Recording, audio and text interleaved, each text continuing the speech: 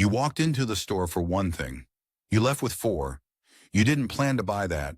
You didn't even particularly want it 20 minutes ago. But somewhere between the entrance and the checkout line, something shifted. And you'd swear, if asked, that it was entirely your own decision. It wasn't, not really. And the people who design that experience know it better than you do. We like to believe we're rational shoppers, that we weigh options, compare value, and choose based on logic. But the advertising industry has spent over a century discovering something the rest of us are only beginning to understand. Most of what drives a purchase happens before you're even aware you're deciding. Let's start with one of the strangest findings in psychology. In 1968, researcher Robert Zajonc ran an experiment that should unsettle you. He showed people a series of nonsense symbols, meaningless shapes with no inherent value. Some symbols were shown many times, others only once or twice. Afterward, when asked which symbols they preferred, people consistently chose the ones they'd seen more often. Not because those symbols meant anything, simply because they were familiar. This is called the mere exposure effect, and it is one of the quiet engines behind every billboard you pass, every jingle stuck in your head, every logo you've seen 1,000 times without consciously registering it. Advertisers don't need you to think their brand is good. They just need you to see it enough times that your brain mistakes familiarity for trust. You don't choose the brand because it's better. You choose it because some part of your brain has decided that familiar and safe are the same thing. That's just the foundation. The real machinery runs deeper. In 1996, psychologist John Bargh published research that became foundational to understanding what's now called priming. The idea that exposure to one stimulus can unconsciously influence behavior moments later, without any awareness it happened. In one of his most famous studies, participants who unscrambled sentences containing words associated with old age, Florida, wrinkle, bingo, walked measurably slower down the hallway afterward than participants who hadn't. They had no idea why. Their behavior had changed, and their conscious mind had no access to the cause. Now apply that to advertising. A perfume ad doesn't need to tell you the product is luxurious. It just needs to surround the bottle with marble, soft lighting, and silence. Your brain absorbs those cues and attaches them to the product automatically before any conscious evaluation occurs.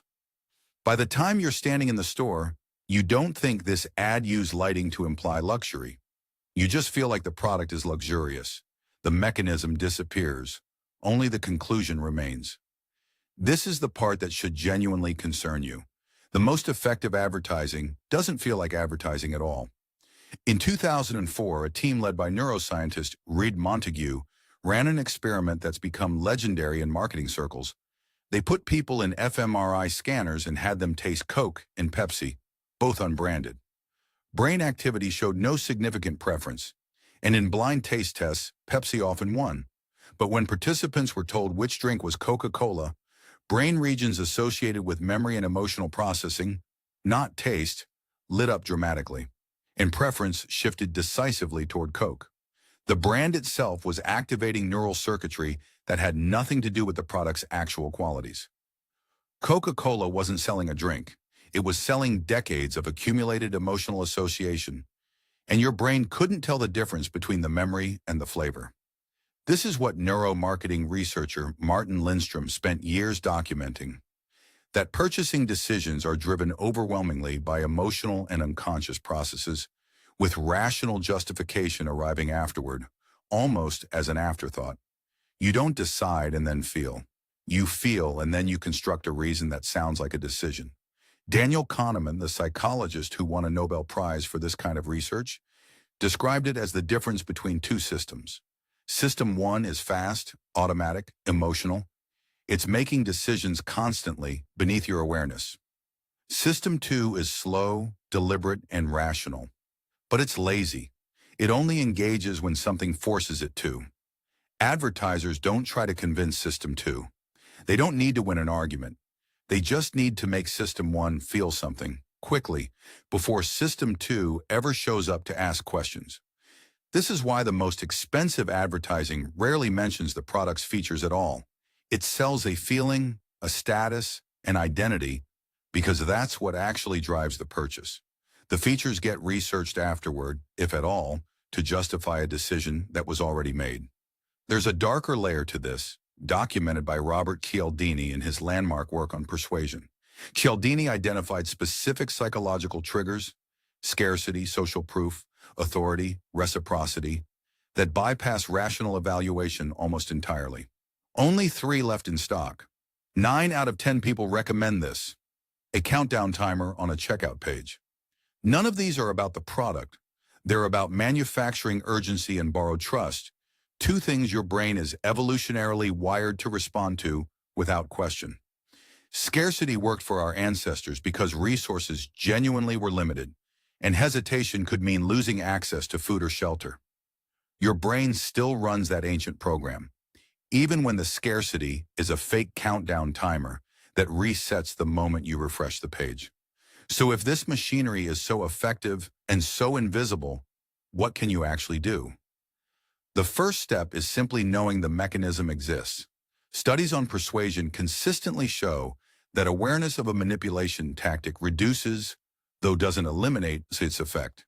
You can't fully opt out of priming or mere exposure, but you can build a habit of pausing before a purchase and asking a specific question. Do I want this because of the product or because of how the advertising made me feel in the last 10 seconds? The second is recognizing urgency as a signal to slow down, not speed up. Scarcity and countdown timers are designed to prevent System 2 from ever engaging. The moment you feel rushed toward a decision, that feeling itself is information, and usually it's telling you to wait.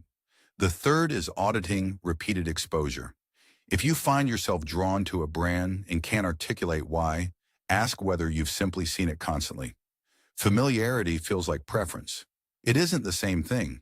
None of this means advertising is evil or that every purchase is a manipulation, but understanding the mechanism changes your relationship to it.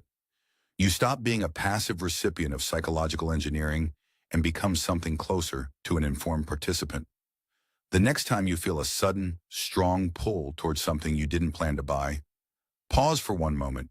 Ask yourself, is this actually my decision? Or is it the decision someone designed for me to feel like I made?